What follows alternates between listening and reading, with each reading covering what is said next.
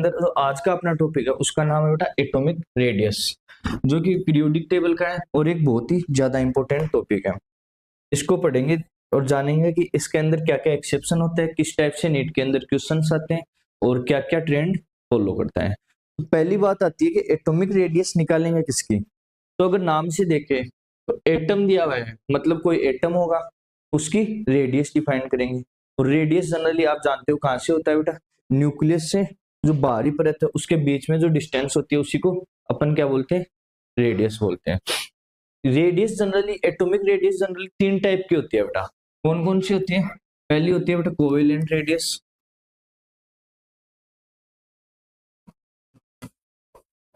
Covalent ready. दूसरी अपन पढ़ेंगे, वो पढ़ेंगे आयोनिक। ये क्या चल रहा है,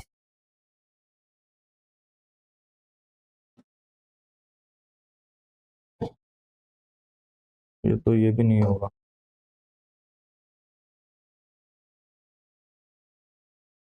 एक सेकंड, चलो ये नेक्स्ट पेज में दिया हुआ है वो इसे पढ़ लेते हैं। अपन जो पढ़ने वाले एटॉमिक रेडियस वो कितने टाइप की है? 3 टाइप की। पहली कौन सी है? Covalent radius. उसके बाद आती है मेटोलिक रेडियस या क्रिस्टल, और तीसरी वंडरवॉल रेडियस। पहली बात तो ये आती है कि बेटा ये कहाँ कहाँ कौन कौन सी यूज होती है। तो जनरली कोवेलेंट रेडियस कहाँ यूज होती है? वो होती है नॉन मेटल्स। और जो मेटेलिक रेडियस है वो होती है मेटेलिक बॉन्ड में। और जो वंडरवॉल्स रेडियस होती है वो यूज होती है जनरली जो इनर्ट गैसेज है उनके अंदर। इनमें क्या क्या डिफरेंस है और इनकी क्या डेफिनेशन है वो सारी चीजें अपन इस चैप्टर में देखने वाले हैं। तो पहली बात करेंगे एटॉमिक रेडियस क्या होती है। तो अगर डेफिनेशन देखेंगे, half of the internuclear distance between two adjacent same atoms. मतलब ये हो गया कि कोई दो सेम एटम हो सकता है, होमो हो सकता है, हेट्रो हो सकता है। मतलब सेम भी हो सकता है, अलग भी हो सकता है। उन दोनों एटम्स के बीच के जो उनका न्यूक्लियस पार्ट है, उन दोनों उन न्यूक्लियस के बीच की जो डिस्टेंस है उसका हाफ होगा, वही उनका क्या होगा, रेडियस होगा। अब रेडियस को अपन ने 3 टाइप से डिफाइन कराया है, तो अपन एक एक करके तीनों को देखते हैं कि कौन सा होता है। तो पहला देखते हैं कोवेलेंट रेडियस। तो उसके लिए अपन जैसे एक पेज ले लेते हैं। जनरली मान लो अपन ने 2 एटम लिया, एक ए अक्स, ये सेम ले लेते हैं और ये दूसरा ले लिया, और इन दोनों को ओवरलैप करा दिया। ओवरलैप करा दिया तो जनरली आपने पढ़ा है कि कोवेलेंट बॉन्ड के अंदर क्या होता है बेटा, म्यूचुअल शेयरिंग होती है। मतलब ये होता है कि एक साइड से कोई इलेक्ट्रॉन डाल रहे हैं, दूसरे साइड से भी कोई इलेक्ट्रॉन डाल रहे हैं, और दोनों मिलकर उनको काम में ले रहे हैं। जो अपन ने पहले चैप्टर में पढ़ा था कि कोवेलेंट बॉन्ड किस टाइप से वर्क करता है। तो मतलब ये है कि ये दोनों सेम एटम्स है, आइसोलेटेड एटम्स है, दोनों ने दूसरे के साथ ओवरलैपिंग कर ली। अब मान लो इनका ये न्यूक्लियस है, यहाँ इसका ये न्यूक्लियस है और इसका ये न्यूक्लियस है। इन दोनों न्यूक्लियस के बीच की डिस्टेंस के आधे को अपने क्या बोला था, मान लो अक्स ए प्लस अक्स बी बाई 2, ये क्या हो गया, कोवेलेंट रेडियस।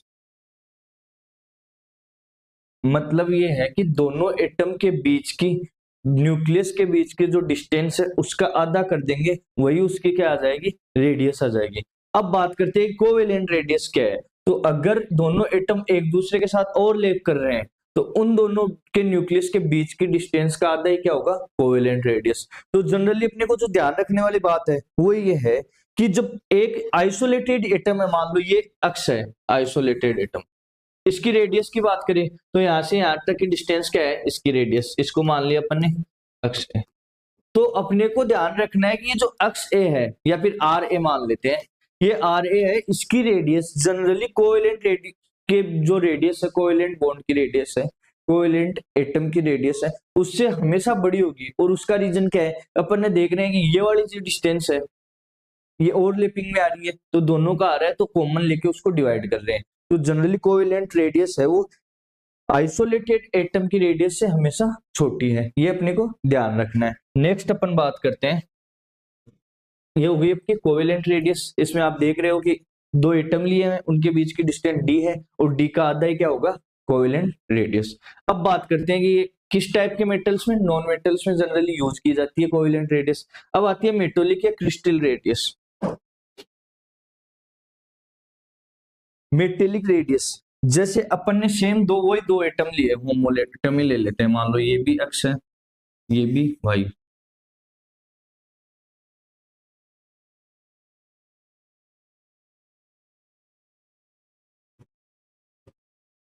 तो मेटेलिक रेडियस में क्या होता है, एक क्रिस्टल बन जाता है, पेकिंग होती है मेटल के अंदर, ठीक है।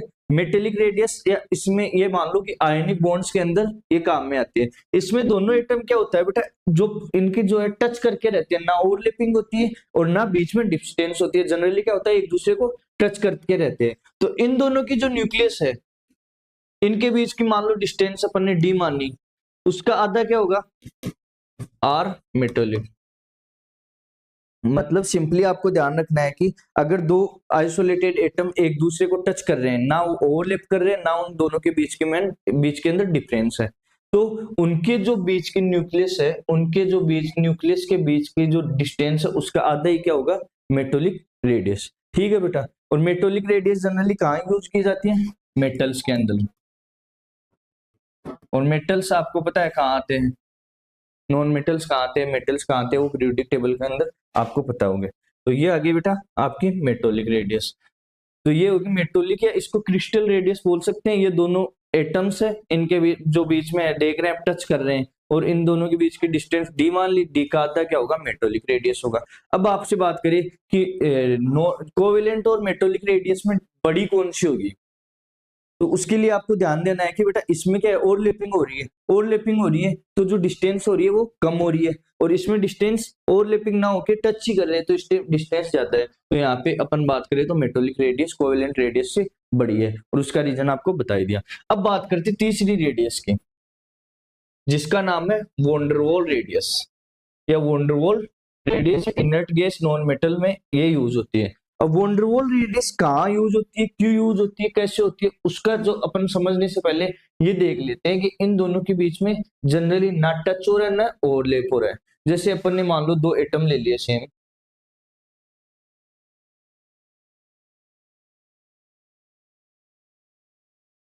इन दोनों की न्यूक्लियस हो गई है, और इन दोनों के बीच की डिफरेंस आ गई डी। इस डी का आधा क्या होगा। अब बात करते हैं इन दोनों की अगर दोनों एटम आइसोलेटेड है, तो इनके बीच की डिफरेंस डिस्टेंस कैसे डिसाइड करेंगे। तो बेटा जनरली इनके अंदर क्या होता है, इनर्ट गैस के अंदर बीच में एक वीक फोर्स लगता है। कैसा फोर्स लगता है, वीक फोर्स, जो एक दूसरे को अट्रैक्शन करते हैं, लेकिन वीक करते हैं, वीकली करते हैं, और एक दूसरे को अट्रैक्शन करते हैं। और इन दोनों के न्यूक्लियस के बीच का जो क्या होता है डिस्टेंस, उससे उसी का आधा क्या आता है, वंडरवॉल्स रेडियस। मतलब आपको ध्यान रखना है कि बेटा इन दोनों के बीच में एक वीक फोर्स लगता है, वीक इंटरमोलिकुलर फोर्स लगता है। उन दोनों के कारण ये दोनों एटम, आइसोलेटेड एटम एक दूसरे के थोड़ा क्लोज आते हैं। तो इन दोनों के बीच की जो न्यूक्लियस, इनके न्यूक्लियस है, उनके बीच की डिस्टेंस का आधा क्या होगा, वंडरवाल्स रेडियस। अब देखते हैं कि वंडरवाल्स रेडियस जनरली क्या होता है बेटा। ये जो वाली रेडियस है, ये जनरली जो इनके आइसोलेटेड एटम है उनसे हमेशा बड़ी होगी। और उसका रीजन क्या है कि आपने देखा कि मान लो ये वाला एटम दिया हुआ है, तो यहाँ से यहाँ तक की डिस्टेंस इसकी रेडियस होगी, लेकिन जनरली इसका इतना पार्ट आ रहा है, मतलब बढ़ के आ रहा है। और उसका रीजन क्या है कि दोनों एटम के बीच में डिस्टेंस है, और इन दोनों की डिस्टेंस के बीच का आधा ही वंडरवॉल रेडियस है। तो आप देखोगे कि कोवेलेंट और मेटोलिक रेडियस के अंदर मेटोलिक रेडियस बड़ी थी, और उसका रीजन ये था कोवेलेंट में ओवरलैप हो रहा था। लेकिन अभी मेटोलिक और वंडरवॉल में देखें तो ये बहुत ज्यादा बड़ी होती है। तो इस वाली बात को आपको पीरियोडिक टेबल में भी याद रखना है। अगर आपको मान लो पीरियड दे दे, मान लो 4-5 एलिमेंट्स दे दे, उनमें एक पीरियड इनर्ट गैस का दे दे, मान लो नियोन दे दे, और उसी का ग्रुप का एलिमेंट्स दे दे, तो सबसे ज्यादा जो रेडियस है वो किसकी करनी है आपको, बिना देखे बिना कुछ सोचे इनर्ट गैस दी हुई है तो उसको बढ़ा देना। हालांकि अगर पीरियड चेंज हो रहा है उसमें अपने को ध्यान रखना है, अलग चीज है। लेकिन अगर पीरियड चेंज नहीं हो रहा और आपको डायरेक्टली 4 एटम दे दिए, 4 एलिमेंट्स दे दिए कि इनके अंदर आपको रेडियस का कंपैरिजन करना है, तो आपको देखना है कि उनमें से कोई कौन सी नहीं होनी चाहिए, इनर्ट गैस नहीं होनी चाहिए। अगर इनर्ट गैस होती है तो डायरेक्टली उसको टिक करना है। उसका रीजन आपको बता दिया, इनर्ट गैस के अंदर वीक वॉन्डरवाल्स फोर्स होते हैं, उसके कारण जो न्यूक्लियस एक दूसरे के क्लोज आते हैं, और उन दोनों की न्यूक्लियस के बीच का आधा क्या हो, वॉन्डरवाल्स डिस्टेंस होती है, जो जनरली सबसे बड़ी होती है। ठीक है बेटा, तो ये हो गई आपकी वॉन्डरवाल्स। अब फैक्टर अफेक्टिंग एटॉमिक रेडियस। मतलब ये देख लेते हैं कि कौन कौन से फैक्टर्स है जो एटॉमिक रेडियस को अफेक्ट करते हैं, और इसी से क्वेश्चन आता है। आपको डायरेक्टली कोई नहीं पूछ रहा कि उसकी डेफिनेशन लिखो या वो होता क्या है, या आपको बोले कि एटॉमिक रेडियस या वैन डर वाल्स रेडियस क्या होती है, उनकी डेफिनेशन। हालांकि ये क्वेश्चन कर सकता है कि उनमें से बड़ी कौन सी होती है। अब आपका जो एग्जाम से ओरिएंटेड चीजें वो यहाँ से स्टार्ट होती है। फैक्टर अफेक्टिंग में पहला देखते हैं अपन कि जेड डिफेक्टिव कहां जाएगा, Z defective atomic radius in a period. तो अगर अपन लेफ्ट टू राइट जाते हैं पीरियड के अंदर, तो आपने पढ़ा था जेड इफेक्टिव का मान क्या होता है बेटा, हमेशा बढ़ता है। उसका रीजन भी आपको बताया था कि न्यूक्लियस से फिर नंबर ऑफ सेल्स सेम रहते हैं, लेकिन नंबर ऑफ प्रोटॉन्स बढ़ने से वो इलेक्ट्रॉन को क्या करते हैं, अपनी ओर अट्रैक्ट करते हैं। सेम सेम वाले एक दूसरे के साथ रिपल्सन करते हैं, लेकिन अपोजिट चार्ज हमेशा क्या करते हैं बेटा, एक दूसरे को अट्रैक्ट करते हैं। तो लेफ्ट टू राइट जाने पर इन पीरियड जेड इफेक्टिव का मान बढ़ेगा। अगर जेड इफेक्टिव बढ़ रहा है, मान लो ये कोई एटम है, इसका ये न्यूक्लियस है, इसके चारों ओर इलेक्ट्रॉन्स चक्कर लगा रहे हैं। अगर इन दोनों के बीच में जेड इफेक्टिव का मान बढ़ेगा, जेड इफेक्टिव का मान वो पावर है जो न्यूक्लियस इलेक्ट्रॉन को अपनी ओर अट्रैक्ट करती है। अगर ये पावर बढ़ रही है तो इलेक्ट्रॉन को अपनी ओर खींचेगा, अगर इलेक्ट्रॉन को अपनी ओर खींचेगा तो ये वाली डिस्टेंस है कवर कम होगी, उससे क्या होगा कि जो रेडियस का मान कम होगा। तो हमेशा ध्यान रखना है, अगर जेड इफेक्टिव बढ़ता है तो रेडियस कम होती है। तो यहाँ पे क्या होता है, इन ये पीरियड रेडियस का मान क्या होगा बेटा, कम होगा। अगर अपन बात करें ग्रुप में, तो ग्रुप में जनरली अपन किस चीज से देखते हैं, इन पीरियड में तो अपन ने देखा कि पीरियड में अपने को ध्यान किसका रखना है, जेड इफेक्टिव का। लेकिन ग्रुप के अंदर नंबर ऑफ सेल्स बढ़ते हैं, जैसे जैसे नीचे आएंगे नंबर ऑफ इलेक्ट्रॉन्स बढ़ेंगे, नंबर ऑफ सेल्स भी बढ़ेंगे। अगर नंबर ऑफ सेल्स बढ़ेंगे तो जनरली जेड इफेक्टिव उतना कारगर नहीं होगा। तो अपने को नंबर ऑफ सेल्स बढ़ने पर क्या बेटा, एटॉमिक रेडियस भी बढ़ेगी, क्योंकि नंबर ऑफ जैसे जैसे सेल्स बढ़ेंगे तो जो न्यूक्लियस और बाहर वाले इलेक्ट्रॉन के बीच की डिस्टेंस बढ़ती जाएगी। तो in a period electron number of shells बढ़ने के कारण एटॉमिक रेडियस भी बढ़ती है। अब बात करते हैं कि trend of atomic radius S block और पी ब्लॉक के अंदर, तो वो सेम चीजें हैं। एस ब्लॉक और पी ब्लॉक के अंदर आपको सबसे पहले ध्यान रखना है वो वाली चीज तो कौन सी है कि जो इनर्ट गैस है उनके इनर्ट गैस के अंदर वॉन्डरवॉल्स फोर्स होता है, वीक वॉन्डरवॉल फोर्स होता है, उससे इनकी जो वॉन्डरवॉल्स रेडियस है वो सबसे बड़ी होती है। तो वो पहली चीज तो हमेशा ध्यान रखनी है हर जगह कि जो इनर्ट गैस होगी उनकी जो रेडियस है वो सबसे बड़ी होगी। अब बात करते हैं कि लेफ्ट टू राइट जाने पर, तो एस ब्लॉक और पी ब्लॉक को अपन ने पूरी पीरियोडिक टेबल के अंदर देख लिया। तो लेफ्ट टू राइट जाने पर क्या होगा बेटा, एटॉमिक रेडियस कम होगी। उसका रीजन क्या होगा, जेड इफेक्टिव का मान बढ़ेगा। जबकि टॉप टू बॉटम जाने पर नंबर ऑफ सेल्स बढ़ेंगे। नंबर ऑफ सेल्स बढ़ने से क्या होगा बेटा, नंबर ऑफ सेल्स बढ़ने से ये होगा कि आपकी जो रेडियस है वो भी बढ़ेगी। तो एस और पी ब्लॉक में ध्यान रखना है कि जनरली ये चीजें क्या है, जनरली मतलब इनके अंदर कोई एक्सेप्शन आ सकता है, जनरली ये चीजें होती है। ठीक है, अगर जनरली आपको कोई पूछे कि इस पीरियड में कैसे होगा, तो वो ध्यान रखना कि लेफ्ट टू राइट जाने पर जेड इफेक्टिव का मान बढ़ता है जिससे रेडियस कम होती है, और नंबर ऑफ सेल्स बढ़ते हैं तो रेडियस भी बढ़ जाती है, वो है टॉप टू बॉटम जाने पर। ठीक है, अब बात करते हैं कुछ एक्सेप्शन की जो क्वेश्चंस आपके एग्जाम में आने वाले हैं। उनमें पहला है जो मोस्टली पूछा जाता है, आप देखते हैं ग्रुप 13। अब ग्रुप 13 में आपको मैंने बताया कि ग्रुप के अंदर क्या होगा बेटा, ग्रुप के अंदर आपको मैंने बताया है कि कोई भी ग्रुप है, मान लो ग्रुप 13 की बात कर लेते हैं। ग्रुप 13 के एलिमेंट्स देखते हैं, बेरिलियम, बोरोन, हेलियम, इंडियम और ये थेलियम। टॉप टू बॉटम जाने पर नंबर ऑफ सेल्स बढ़ते हैं, नंबर ऑफ सेल्स बढ़ने से रेडियस बढ़ती है, ये है जनरल ट्रेंड। उसके अकॉर्डिंग क्या होना चाहिए बेटा, इनके जो रेडियस का ऑर्डर है वो कैसा होना चाहिए, इस टाइप से होना चाहिए, लेकिन एक्चुअल में नहीं होता। उसका रीजन है कि बेरियम और एल्यूमिनियम की अपन ने पहले देखा भी है कि बेरियम वो एल्यूमिनियम और गैलियम की जो न्यूक्लियस है वो जनरली सेम होती है, और बाद में इंडियम और थेलियम की भी सेम होती है। उसका रीजन क्या है, उसका रीजन ये है कि बेटा जो स्टार्टिंग में अगर अपन इनमें देखें डिफरेंस, तो इनमें क्या होता है बेटा, एल्यूमिनियम के बाद में ट्रांजिशन होता है। ट्रांजिशन कैसे होता है, डी ब्लॉक में इलेक्ट्रॉन्स जाना स्टार्ट होते हैं। डी ब्लॉक का अपन ने पहले पढ़ा है कि उनकी पूर शील्डिंग होती है, पूर शील्डिंग से क्या होगा, न्यूक्लियस इलेक्ट्रॉन्स को अपनी ओर अट्रैक्ट करेगा। अपनी ओर अट्रैक्ट करने से जो गैलियम के अंदर डी ब्लॉक के एलिमेंट्स आने से क्या होगा कि इलेक्ट्रॉन्स को अपनी ओर न्यूक्लियस अट्रैक्ट कर रहा है, उससे जो साइज है वो छोटी हो रही है। तो जनरली इनके साइज नियरली इक्वल मान सकते हैं। और अगर कुछ एग्जाम्स में या कुछ क्वेश्चंस में आपको ये दिया हुआ होगा कि उसके अंदर एल्यूमिनियम की ज्यादा दी होगी, वो भी सही होगी। और जनरली आपको ध्यान रखना है कि एल्यूमिनियम और जो इनकी है साइज वो सेम होती है, और उसका रीजन क्या है, ट्रांजिशन होना स्टार्ट हो जाता है।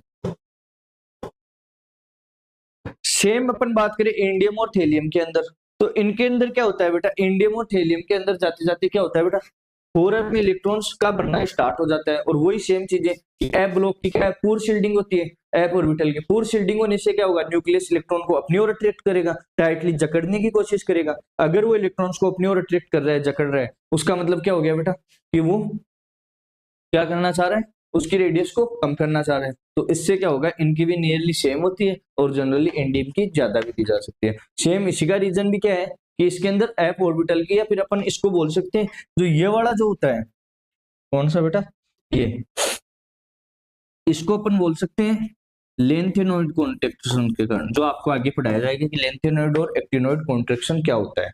वो 4f में इलेक्ट्रॉन्स आने के कारण जो शील्डिंग है वो पूर्ण होने से न्यूक्लियस इलेक्ट्रॉन को अपनी ओर अट्रैक्ट करता है, उससे क्या होता है, इन दोनों की साइज नियरली सेम हो जाती है। और यहाँ पे क्या है, डी के अंदर ट्रांजिशन होने के कारण या इलेक्ट्रॉन्स आने के कारण डी की भी पूरी शील्डिंग होती है। आपको बताइए, अब बात करते हैं ग्रुप 14 की। तो ग्रुप 14 के अंदर भी सेम चीजें लगती है लीड और 10 के अंदर। उसमें भी क्या होता है, लेंथेनॉइड कॉन्ट्रैक्शन के कारण जो न्यूक्लियस है पूर शील्डिंग से, लेंथेनॉइड से क्या होगा, पूर शील्डिंग होगी एफ ब्लॉक की, और उससे क्या होगा, जो न्यूक्लियस है इलेक्ट्रॉन को अपनी ओर अट्रैक्ट करेगा, उससे इनकी नियरली सेम हो जाएगी। तो ये वाले दोनों एक्सेप्शन आपको याद रखना है, या फिर ये बोलो रट लो, आप इनको डायरेक्टली रट लो, क्योंकि हर एग्जाम में ये क्वेश्चंस पूछे जाते हैं। अब बात करते हैं आगे, ये कुछ डिफरेंट आयंस दिए हुए, उनके अंदर आपको क्वेश्चंस दिया होगा, जैसे आपको दिया होगा कि सोडियम Na+, Na-, इनके अंदर आप ये बताओ कि न्यूक्लियस वो रेडियस किसकी ज्यादा बड़ी होगी। तो जनरली Na+ है, Na+ का मतलब एक इलेक्ट्रॉन अपना लूज कर दिया तो न्यूक्लियस के क्लोज आ गया तो वो सबसे छोटा होगा। तो इसमें सबसे छोटा कौन होगा, Na+ होगा। जबकि एक इलेक्ट्रॉन एक्स्ट्रा ले लिया तो न्यूक्लियस से थोड़ी और डिस्टेंस बढ़ गई, तो ये सबसे बड़ा होगा। मतलब इसको अपन 1 नंबर बोल सकते हैं, इसको 2 नंबर बोल सकते हैं, इसको 3 नंबर बोल सकते हैं। अब बात करते हैं, जैसे इसमें देख लेते हैं, ये क्या हो गया बेटा, कोई आइसोलेटेड एटम है, इससे एक इलेक्ट्रॉन इसको दिया, फिर 2 दिए, इसमें एक इलेक्ट्रॉन निकाला और 2 निकाला। तो आपको जनरली मैंने बताया था कि इनमें बढ़ती रेडियस होगा, उसका क्या होगा, कर्म ये होगा। और उसका रीजन मैंने बता दिया कि आपको माइनस चार्ज दिखता है, इसका मतलब उसने इलेक्ट्रॉन एक्सेप्ट किया तो न्यूक्लियस से डिस्टेंस बढ़ी है, तो उसकी रेडियस भी बढ़ेगी। अब बात करते हैं, कुछ same total number of valence shell में इलेक्ट्रॉन आते हैं। मतलब ये वो स्पीशीज है जिनके अंदर इलेक्ट्रॉन एक्सेप्ट और डोनेट करने से सेम टाइप के इलेक्ट्रॉन्स इनके अंदर आ गए। जैसे Na+ है, सोडियम के 11 नंबर पे आता है, उसने एक इलेक्ट्रॉन लूज कर दिया तो नियोन की तरह इलेक्ट्रॉनिक कॉन्फ़िगरेशन कर लिया। Fe- है, उसके अंदर 10 इलेक्ट्रॉन, तो एक इलेक्ट्रॉन और ले लिया तो उसने भी न्यूक्लियस वो नियोन की तरह इलेक्ट्रॉनिक कॉन्फ़िगरेशन कर लिया। तो उनको अपन जनरली क्या बोल सकते हैं, सेम इलेक्ट्रॉनिक स्पीशीज। तो अगर सेम इलेक्ट्रॉनिक स्पीशीज है तो अपने को कुछ भी नहीं ध्यान रखना, उसमें ये ध्यान रखना है नेगेटिव चार्ज वाला सबसे बड़ा होगा, फिर न्यूट्रल वाला और फिर पॉजिटिव चार्ज वाला। उसका रीजन आपको मैंने बता दिया। तो इनका जो ऑर्डर होगा वो इस टाइप से होगा। ये क्वेश्चंस बेटा एग्जाम में डायरेक्ट आते हैं। सेम एलिमेंट्स और आइसो इलेक्ट्रॉनिक आयंस में क्या होता है जनरली बेटा, पॉजिटिव चार्ज अगर बढ़ता है, पॉजिटिव चार्ज बढ़ने का मतलब एक इलेक्ट्रॉन को लूज कर रहे हैं। अगर एक इलेक्ट्रॉन को न्यूक्लियस एक इलेक्ट्रॉन को लूज कर रहा है, यहाँ से इस वाले को मान लो लूज कर दिया, तो न्यूक्लियस के बीच में डिस्टेंस क्या होगी, कम होगी। डिस्टेंस कम होने का मतलब क्या है, रेडियस भी कम होगी। तो सेम चीजें यही है कि डिस्टेंस कम होगी मतलब जेड इफेक्टिव बढ़ेगा। जेड इफेक्टिव वो पावर है जो न्यूक्लियस को प्रदान की गई है कि आप इलेक्ट्रॉन को अपनी ओर अट्रैक्ट करो या इलेक्ट्रॉन को अपनी ओर खींचो। तो जेड इफेक्टिव ऑटोमेटिकली बढ़ेगा, जेड इफेक्टिव बढ़ेगा तो साइज है वो कम होगी। जैसा अपन ने पहले देखा कि पॉजिटिव चार्ज की साइज सबसे कम कर रखी है। वही नेगेटिव चार्ज आता है तो जेड इफेक्टिव का मान कम होता है। नेगेटिव का मतलब एक और इलेक्ट्रॉन आ गया, और एक और इलेक्ट्रॉन आने से जनरली क्या होगा बेटा, न्यूक्लियस और जो इलेक्ट्रॉन उनके बीच की डिस्टेंस बढ़ेगी, और डिस्टेंस बढ़ने से क्या होगा, जेड इफेक्टिव का मान ऑटोमेटिकली कम होगा। जेड इफेक्टिव का मान ऑटोमेटिकली कम होने से साइज का मान बढ़ जाएगा, तो यहाँ साइज बढ़ेगी। और इसका क्वेश्चन ये है। अब अपन जैसे कुछ एक दो एग्जांपल और देख लेते हैं, उसके बाद आपकी ये जो रेडियस है कंप्लीट हो जाएगी। जैसे मैंने दिया था कि एफ माइनस एन ई और एन ए, इनकी अगर आपको पूछे तो क्या होगा, तो अपने को सीधा सीधा ध्यान रखना है कि अगर नेगेटिव चार्ज वाला है तो अभी क्वेश्चन अपन ने किए थे। दूसरा आपको दे दे, मान लो आपको एग्जाम्पल दे दे कि इसी टाइप का एग्जाम्पल देख ले, न्यूट्रल लेके सारों को, ऑक्सीजन, नाइट्रोजन, क्लोरीन और नियोन, इनके अंदर ऑर्डर बताना है आपको रेडियस का, रेडियाई का क्या बताना है, ऑर्डर बताना है। तो ये क्या है बेटा, आप सिंपली देखोगे कि ऑक्सीजन, नाइट्रोजन, क्लोरीन और ये, तो अगर आप सिंपली इनके अंदर देखते हो तो एक पीरियड के एलिमेंट्स है। पीरियड्स के एलिमेंट्स में आपने जनरली पढ़ा है कि लेफ्ट टू राइट जाने पर क्या होगा, रेडियस का मान कम होगा। तो सही से क्या होना चाहिए, मान लो ऑक्सीजन फैमिली, नाइट्रोजन फैमिली, तो पहले कौन सी आ जाएगी इनमें, नाइट्रोजन फैमिली, फिर ऑक्सीजन फैमिली, फिर क्लोरीन और फिर नियोन। तो आपके अकॉर्डिंग क्या होना चाहिए, ये वाला ऑर्डर होना चाहिए, जो कि जनरली गलत है। उसका रीजन क्या है, मैंने पहले भी बताया था, आपको कहीं भी इनर्ट गैस दिख रही है और सेम पीरियड के एलिमेंट्स दिए हुए हैं, तो आपको कुछ भी नहीं देखना, सीधा ये करना है कि इसमें नियोन को उठा के सबसे पहले ले आओ, मतलब कि ये हद सबसे ज्यादा हो जाएगी। और उसका रीजन है इसके अंदर कौन सी है, वंडरवॉल्स, और बाकी में जो जनरल रेट काम करता है वो करना है। ऐसे अपने को ध्यान रखना है कि एक एक चीज, छोटी छोटी चीजों का उनमें सबसे ज्यादा है इनर्ट गैस वाला ध्यान रखना है। उसके बाद गैलियम और इंडियम वाला, वो अपन ने बताया था अभी कि 13 में और 14 में होता है, कार्बन फैमिली में होता है, और उसका रीजन क्या है, लेंथेनॉइड कॉन्ट्रैक्शन। और अगर 13 में गैलियम और उसमें बात करें एल्यूमिनियम में, तो उनमें जनरली क्या होता है, वो अलग होता है। फिर उसके बाद आती है कि